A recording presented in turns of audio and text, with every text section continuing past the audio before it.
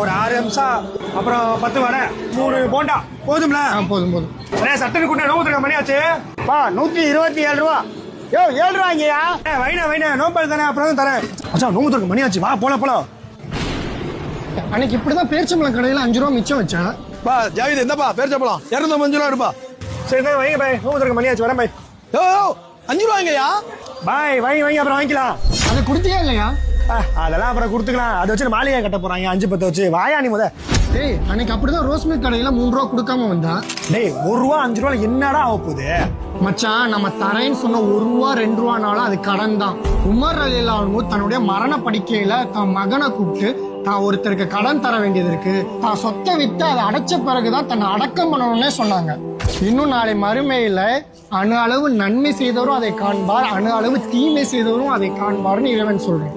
1 ரூபா 2 ரூபான்னு அசால்ட்டா இருக்காது. நாளைக்கு மறுமையில நம்ம சொர்க்கத்துக்கு போறதுக்கு அது தடையா கூட வந்து நிக்கலாம்.